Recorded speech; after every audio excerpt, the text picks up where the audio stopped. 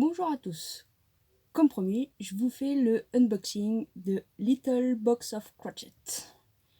C'est une petite box que j'ai trouvée sur un site anglais. Il ne faut pas avoir peur des termes anglais. Alors, c'est parti.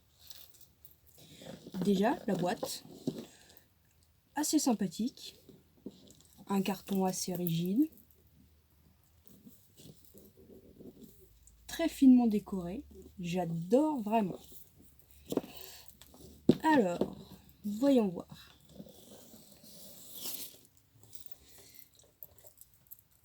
Alors, bien entendu, je l'ai déjà ouverte, puisque je n'aime pas énormément les surprises, mais là, c'est mon petit plaisir. Un petit papier de soie très joli. Et là, c'est parti pour les petites découvertes. Alors, j'ai un petit peu de retard, puisque c'est la boîte de juin. J'ai eu beaucoup de choses à faire ces temps-ci, il y a eu les vacances, mais entre autres, je tenais vraiment à vous faire profiter.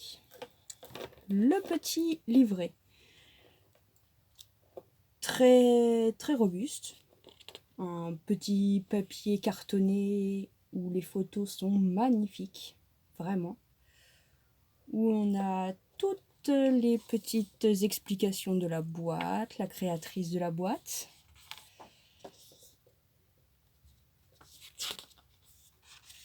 Les petits détails sur ce qu'il y a de fourni dans la boîte. Une illustratrice. Et les petites explications pour faire le projet de cette boîte. Alors, je les passe rapidement pour éviter toute divulgation. Et voici le projet final. Un sac aux couleurs de l'été, très sympathique. Il me tarde de le faire. La créatrice du tutoriel.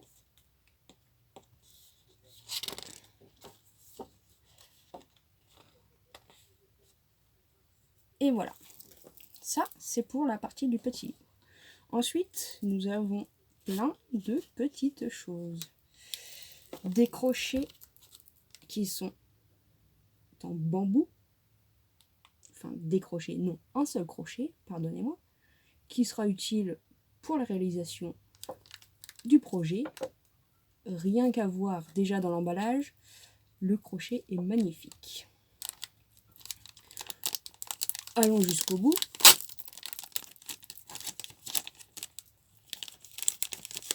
C'est vraiment de la qualité. Sincèrement, je vous recommande cette petite boîte. Il est vraiment très léger.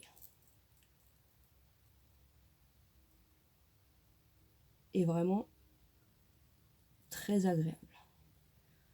Oui, vraiment, il me tarde de le commencer ce projet. Ensuite, qu'avons-nous? Des petits patchs. Alors, je ne sais pas si vous voyez correctement, puisque mon installation est à l'opposé de moi. Des petits patchs à coller sur les vêtements avec le fer, qui sont très sympathiques aussi. Je pense que ma fille va adorer. Une petite carte postale, toute mignonne, qui elle aussi finira dans la collection de ma fille, je présume. Ensuite, qu'avons-nous? Une petite publicité, tant qu'à faire. C'est toujours sympathique de découvrir d'autres choses. Toujours l'illustratrice, un petit carnet. Pourquoi pas poursuivre nos projets. Pareil, en carton. Les feuilles sont assez épaisses. Très sympa. Ensuite, une autre petite publicité pour des aiguilles.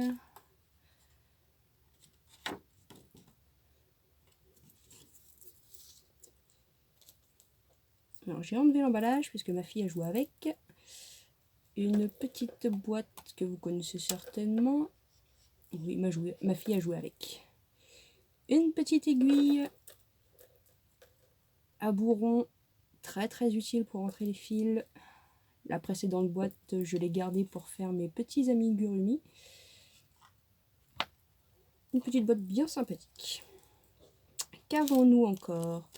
Des petits marqueurs en bambou. Il y en a 10. Je ne vais pas les ouvrir puisque je ne vais pas les utiliser. Je pense plus les utiliser pour du tricot.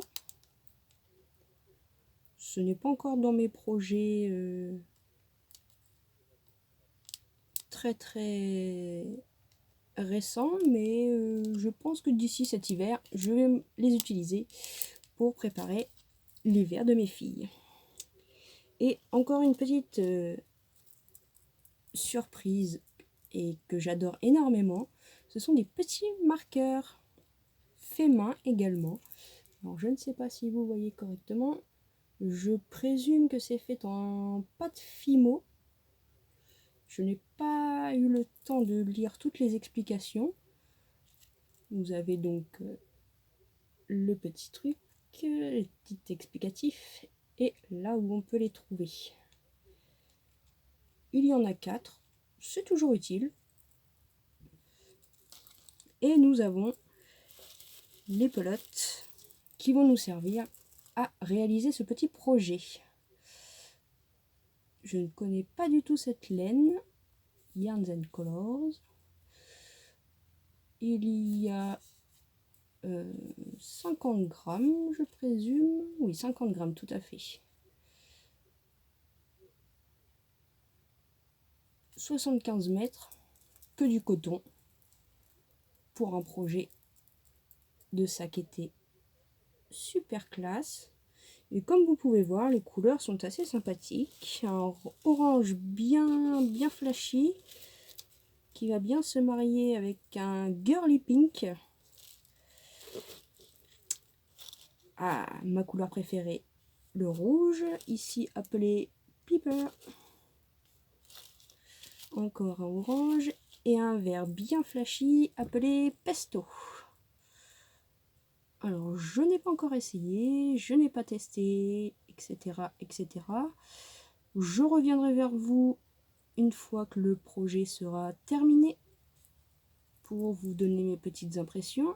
Mais sincèrement, je vous recommande cette petite boîte. Elle est bien sympathique. Les petits cadeaux sont à la hauteur de ce qu'on peut espérer d'une petite boîte surprise. Donc, comme je vous disais, je n'aime pas vraiment les surprises, mais pour le crochet, j'avoue que j'aime me faire plaisir. Donc voilà un petit peu ce qu'on peut retrouver dans les petites boîtes que j'ai découvert il y a maintenant un peu plus de 4 mois, 5-6 mois. Donc je ne suis pas sponsorisée, je tiens à le dire. Je partage avec vous cette petite boîte simplement parce que je suis tombée fan de cette boîte.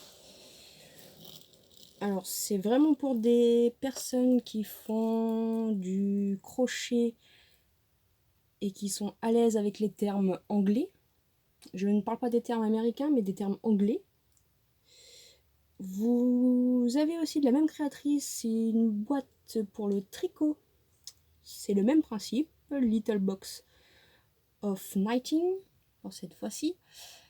Je ne teste pas cette boîte puisque le tricot et moi c'est vraiment en cas de désespoir, j'ai envie de dire.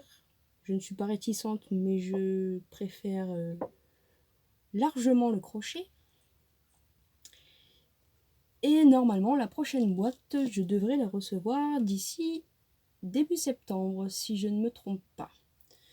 Donc c'est un nouveau concept également puisque avant les boîtes étaient bien plus petites, tout autant garnies mais un peu plus petites. Là c'est une boîte qu'on reçoit tous les 2 mois. Vous avez la possibilité de régler en plusieurs fois. Enfin, toutes les informations dont vous avez besoin se trouvent sur le site. Je rappelle, c'est vraiment pour des personnes qui comprennent les termes anglais et qui n'ont vraiment pas peur de se lancer dans des projets. Voilà.